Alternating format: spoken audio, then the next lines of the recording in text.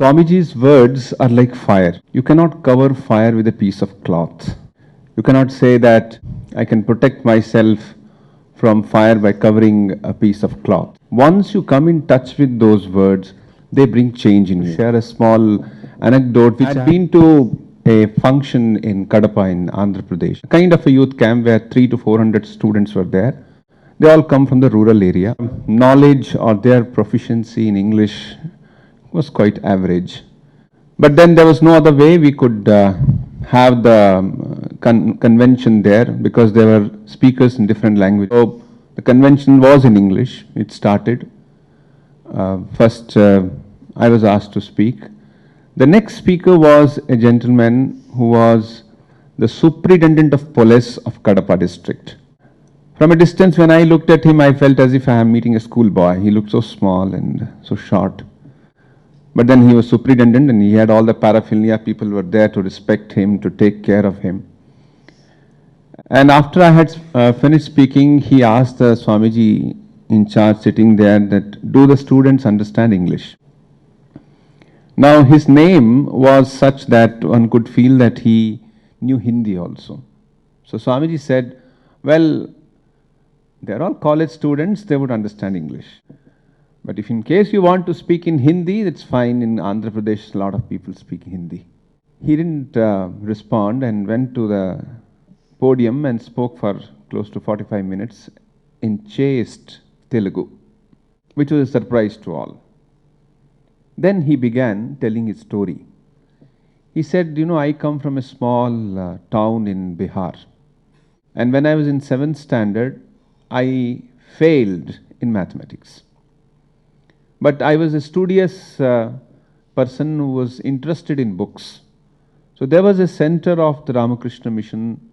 Actually, it's not an affiliated official center. Some devotees run it. There I used to go and I happened to get a book there. Reading that book brought a tremendous transformation in me. And that little book was Mind and Its Control, written by one of our monks, Swami Buddhanandaji. He said, I read the book. What dawned on me was that what is important is not more number of hours of study. I was studying very hard. What was important was concentration of mind. He said, it's no use I have more and more tuitions, more and more syllabus or outside syllabus books and tutorials. He said, what I needed most was understanding of myself. And that book gave me. As a result, he said, from 7th standard, I grew in height, but as far as I am concerned, my skin color did not change. I was same black.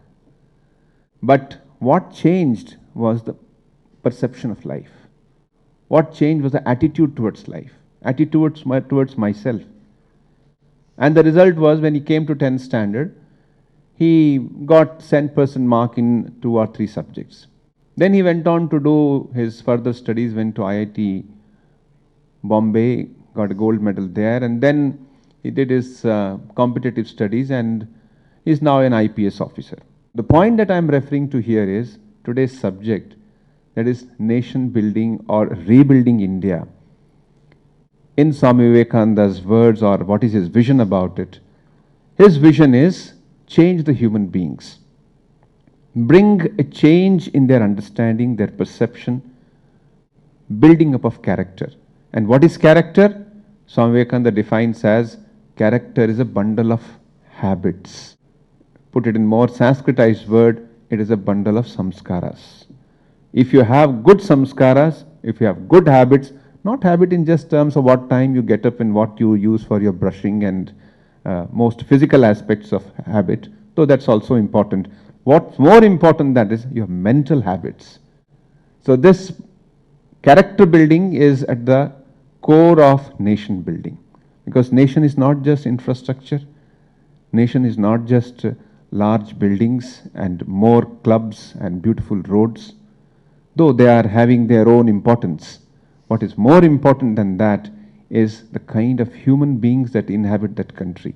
And that was the vision of Swamiji about India, that is rebuilding an India which has got this great standard not only of living but of life. Living is what you gain through money. You gain through getting things which are tangible, which are purchasable, which are exchangeable, and therefore which are also subject to decay.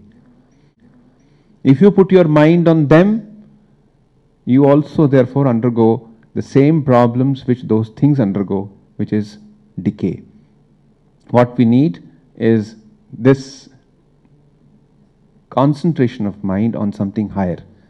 This occasion on which we have gathered here is aimed at focusing our mind on the message of this great man, the message which is changing ourselves and through that changing the world. Thank you.